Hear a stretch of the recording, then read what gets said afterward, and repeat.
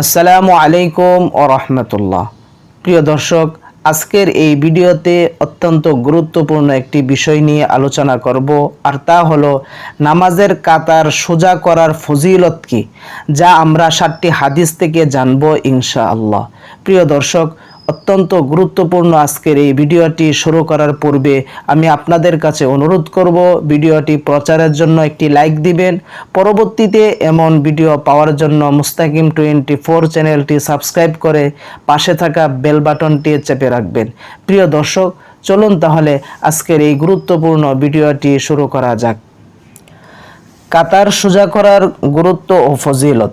হযরত আনাস রাদিয়াল্লাহু তাআলা আনহু থেকে বর্ণিত, রাসূলুল্লাহ সাল্লাল্লাহু আলাইহি ওয়াসাল্লাম ইরশাদ করেন, সাওয়ু সুফুফাকুম ফাইন্না তাসবিয়াতাস সুফুফি মিন ইকামিস সালাহ। অর্থ হলো, তোমরা নামাজের কাতার সোজা করো, কারণ কাতার সোজা করাটাও নামাজ কায়েমের প্রতিষ্ঠার অন্তর্ভুক্ত। প্রিয় দর্শক, আমরা নামাজের কাতার সোজা করার ব্যাপারে অনেক উদাসীন।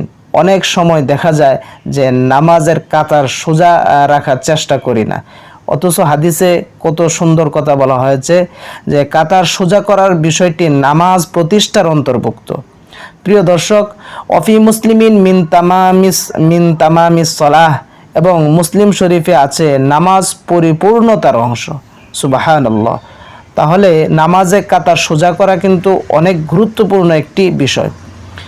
হযরত আনাস রাদিয়াল্লাহু তাআলা আনহু হতে বর্ণিত আছে যে একদিন নামাজের ইকামত হলে রাসূল সাল্লাল্লাহু আলাইহি ওয়াসাল্লাম আমাদের দিকে ফিরে দাঁড়িয়ে বললেন, তোমাদের কাতার সোজা করো এবং পরস্পরের সাথে মিলিয়ে দাঁড়াও।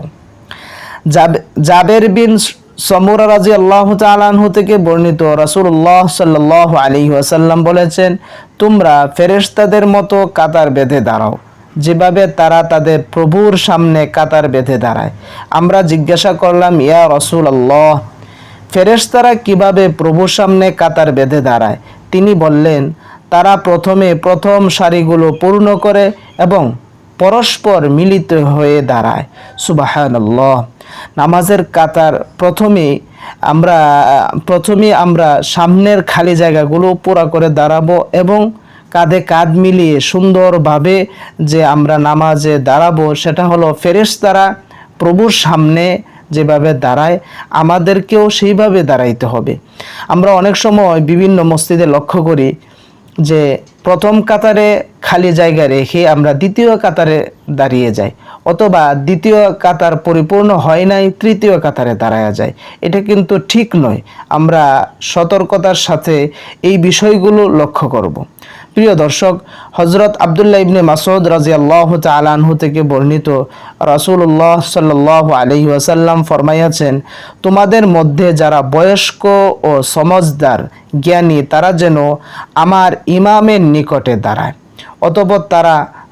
অতঃপর তারা যারা নিকটবর্তী, তারপর যারা তাদের নিকটবর্তী, সাবধান, মসজিদে বাজারের নেই হইচই করা থেকে বিরত থাকবে। প্রিয় দর্শক, এই হাদিস থেকে যে বিষয়টা আমাদের শিক্ষণীয়, সেটা হলো ইমামের কাছাকাছি, অর্থাৎ ইমামের পিছনে তারাই থাকবে যারা নামাজের বিষয়ে সর্বোচ্চ পর্যায়ে জানা আছে। তুলনামূলক যারা নামাজের ব্যাপারে মাসআলা, নামাজের বিষয়ে যারা বেশি জানে, তারাই ইমামের কাছাকাছি দাঁড়ানো উচিত। প্রিয় দর্শক, হযরত বারা ইবনে আজিব রাদিয়াল্লাহু তাআলা আনহু থেকে বর্ণিত, রাসূল সাল্লাল্লাহু আলাইহি ওয়াসাল্লাম বলেছেন, যে আল্লাহ এবং তার ফেরেশতাগণ ওই লোকদের প্রতি রহমত বর্ষণ ও দোয়া করেন যারা প্রথম দিকের কাতারগুলোতে এগিয়ে আসে। আল্লাহর কাছে ওই পা বাড়ানোর চাইতে আর কোনো পা বাড়ানোই এত অধিক প্রিয় নয় যে পা কাতার মিলানো ও পূর্ণ করার জন্য সামনে বাড়ে। সুবহানাল্লাহ। অপর হাদিসে রাসূল সাল্লাল্লাহু আলাইহি ওয়াসাল্লাম বলেছেন, তোমরা কাতার সোজা করবে, বাহু বরাবর করবে, ফাঁক পূর্ণ করবে, পরস্পরের বাহু নরম রাখবে এবং মাঝখানে শয়তানের জন্য ফাঁক রাখবে না। যে ব্যক্তি কাতার মিলিয়ে দাঁড়ায়, আল্লাহ তাকে মিলিয়ে দেন, আর যে কাতার বিচ্ছিন্ন করে, আল্লাহ তাকে বিচ্ছিন্ন করে দেন। প্রিয় দর্শক, আল্লাহ সুবহানাহু ওয়া তাআলা আমাদের সকলকেই নামাজের কাতার যথাযথভাবে সোজা রেখে নামাজগুলো আদায় করার তৌফিক দান করুন। আমিন।